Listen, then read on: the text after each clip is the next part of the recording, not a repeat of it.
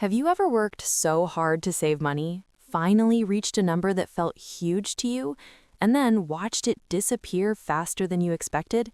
Maybe you hit $10,000 for the first time and thought, finally, I am getting somewhere.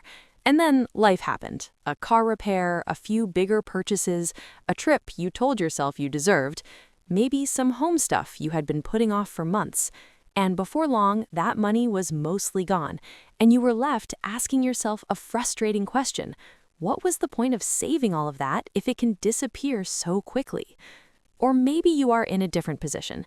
Maybe you already have $10,000 sitting in your bank account right now, and you are not spending it, but you are also not doing anything with it because you are not exactly sure what the smartest next move is. And that moment matters more than most people realize. Because what you do when you hit your first $10,000 in savings can shape the next several years of your financial life. It can become the start of real stability, or it can become one more temporary win that fades away and leaves you starting over again. This is Nora Invests, and this is one of those moments where the decision seems small, but it's not. Because the people who build wealth do not think about that first $10,000 the same way most people do. Most people see $10,000 and think, now I can finally breathe a little. And that feeling makes sense. Saving that amount of money takes discipline. It takes sacrifice. It takes saying no again and again. So when you finally get there, your brain wants a reward. It wants relief. It wants a release valve. It wants to turn that money into something visible. A better car, a nicer apartment, a few upgrades, a vacation, a fresh start. Something that makes all the effort feel worth it. And that's exactly where so many people go wrong. Because the first $10,000 is not the finish line. It's not wealth. It's not financial freedom. It's not enough to protect you from every setback. It's not enough to carry you through a long job loss. It's not enough to fund retirement. It's not enough to make expensive mistakes and recover easily. It's important, yes. It's meaningful, yes. But more than anything, it's a foundation. And a foundation only matters if you build on top of it. That's the part most people miss. They save the money, but they never turn it into a system. So the money sits in checking. It stays easy to access. It stays mentally available. And because it feels available, it slowly starts getting used. Not in one dramatic way. That's what makes this so dangerous. Most people don't blow their first $10,000 all at once. They spend it gradually, a little more eating out, a few purchases that feel reasonable, a bit less discipline than before because, after all, they have money now. They stop being as careful. They start spending like someone with a cushion.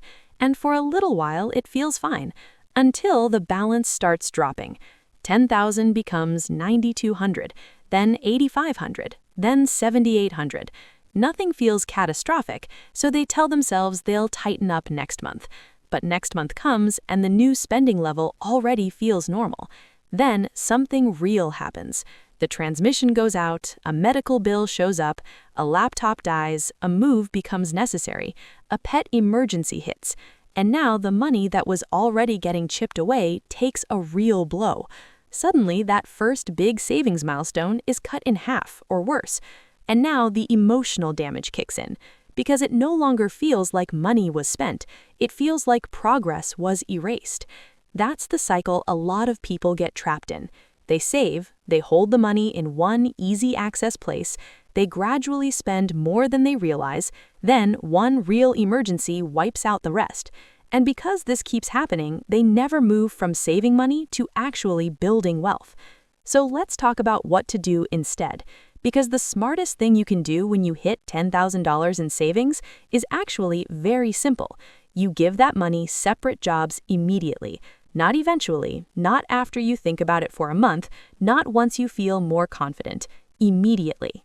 Because as long as all $10,000 is sitting in one account, your brain sees all of it as available, and money that feels available is money that gets used. The first move is this. Take a portion of it, usually somewhere around $3,000 to $5,000 depending on your situation, and move it into a separate high-yield savings account for emergencies only. Not, I want a break emergencies, not, I found a good deal emergencies, real emergencies. A job loss, a medical issue, a major car repair, a sudden necessary expense you genuinely could not plan for. That account needs a specific purpose. Its job is protection, and it also needs separation. That part matters more than people think, because when your emergency fund sits in the same account as your everyday spending money, the line between necessary and optional starts to blur. You stop seeing it as protected money. You just see one big number, and big numbers make people feel more relaxed than they should. But when the emergency fund is in a different account, with a little friction between you and that money, your behavior changes. You become more intentional. You stop casually treating savings like overflow spending money. You stop assuming you can always dip into it. That psychological shift matters a lot. Now, here is where people sometimes overcorrect. They hear, be responsible, so they put the full $10,000 into savings and leave it there. And to be clear, that is not the worst mistake in the world. It is certainly better than spending it all. But it is also not the best long-term move, because money sitting in cash protects you, but it usually does not grow much. So yes, it helps with safety, but no, it does not do much for wealth building. That's why the second move matters just as much as the first one. Once you carve out your emergency fund, the rest of that money needs to start working for you. That means investing it, usually in something simple, something broad, something boring. Not meme stocks, not whatever your friend is excited about this week, not something complicated that makes you feel smart but adds risk you do not understand. Simple index funds, the kind built for patience, not excitement. The point here is not to get rich fast. That's where a lot of people get misled. Investing is not supposed to feel dramatic. It's supposed to feel steady. It's supposed to quietly grow in the background while you live your life.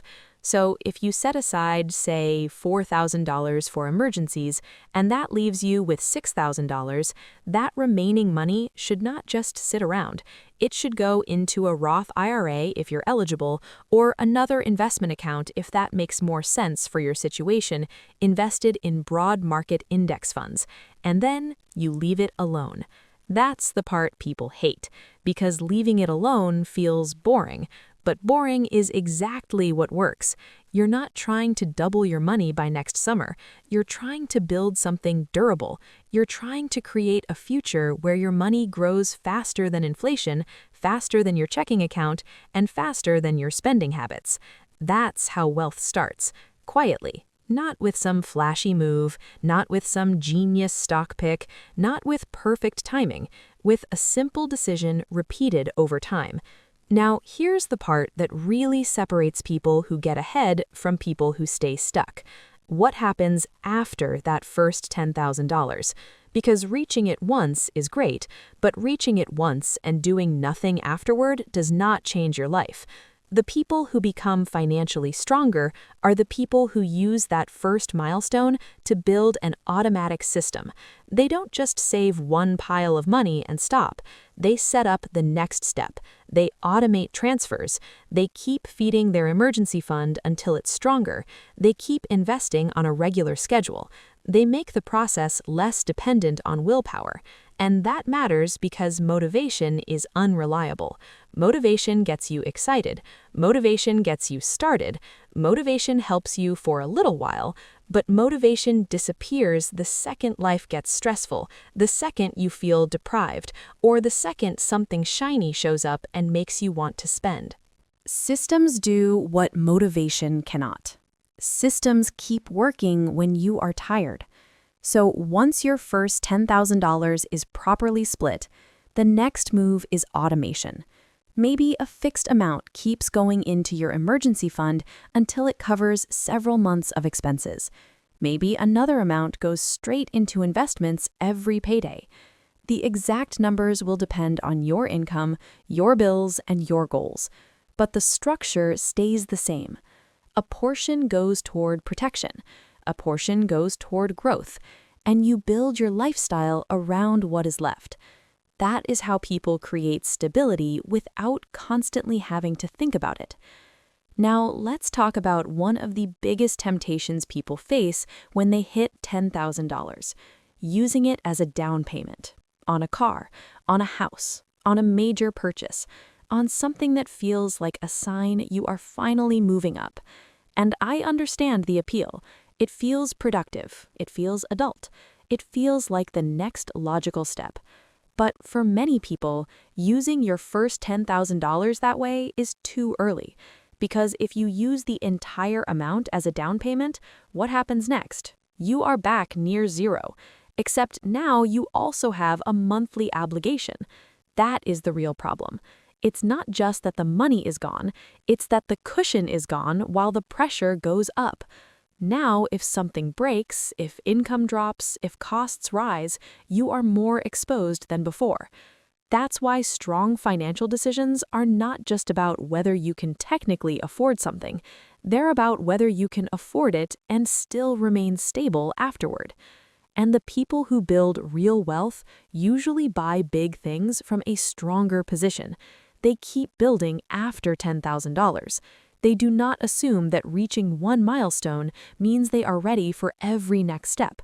They keep growing their reserves. They keep investing.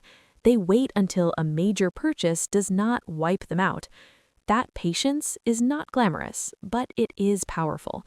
Because a lot of financial stress comes from moving too soon, from buying before you're secure, from upgrading before your foundation is solid, from confusing access to money with readiness, and those are not the same thing. Now, another important piece of this conversation is understanding the difference between saving and investing. A lot of people treat them as if they're basically the same thing. They're not. Saving is for security. Investing is for growth. Your emergency fund is there so one bad week doesn't wreck your finances. Your investments are there so your future is not entirely dependent on how many hours you can work. One protects you in the short term, the other builds you in the long term. And once you understand that, your money starts making more sense. You stop asking one account to do everything. You stop expecting your checking account to build wealth. You stop expecting your investment account to act like emergency cash. You give each dollar a role. And that's what more financially secure people do differently. They organize money by purpose, not by mood, not by impulse, not by whatever feels easiest in the moment. Now let's talk about the fear that keeps many people from doing any of this, the fear of not being able to get to the money. Because once people save their first real amount, they often get protective of it. And that's understandable. It took effort to build. So putting part of it into investments can feel risky. Putting part of it in a separate account can feel restrictive. People start thinking, what if I need it? What if something happens? What if I make the wrong move? But this is exactly why the split matters. Because when you have a dedicated emergency fund, you're not locking yourself out of money, you're creating layers. Cash for real-life shocks, investments for long-term growth. That way, you don't need every dollar to do every job, and that reduces fear. You're not being reckless, you're being structured, and structure is what prevents panic. The people who keep building wealth are not always more disciplined than everyone else. A lot of the time, they're just better at making their money harder to misuse. That's a huge difference. They don't rely on feeling strong every day. They don't keep everything one click away. They don't trust themselves to make perfect decisions in emotional moments. They build guardrails, and those guardrails protect them from lifestyle creep, impatience, and unnecessary financial stress. So here's the honest truth. A lot of people will hear advice like this, agree with it, and still do what they've always done. They'll leave the money where it is. They'll keep telling themselves they'll decide later. They'll gradually spend more because the balance looks healthy. And eventually, that first big savings milestone will fade into a memory. Then they'll wonder why it feels like they're always working hard and never really getting ahead. But the people who actually change their financial life are usually the ones who do something simple at the right moment. They hit that first $10,000, and instead of treating it as permission to spend, they treat it as a turning point. They protect part of it, invest part of it, automate the next steps. They resist the urge to use it all for something that makes them look successful before they're financially secure. And because of that, the money stops disappearing. It starts multiplying. Slowly, quietly, realistically, which is exactly how real wealth is usually built. So if you reach $10,000, don't think of it as the reward. Think of it as the responsibility. Think of it as proof that you can do hard things with money, and then make the decision that turns that proof into a system. Split it, protect it, invest it, build on it. Because years from now, you won't care that you once had $10,000 sitting in your checking account. You'll care whether that moment became the beginning of your financial stability or just another reset. And that choice starts the day you reach it. That's the difference between having money for a moment and building a life where money works better for you over time. This is Nora Invests, and around here, we're not trying to look rich, we're trying to build something real.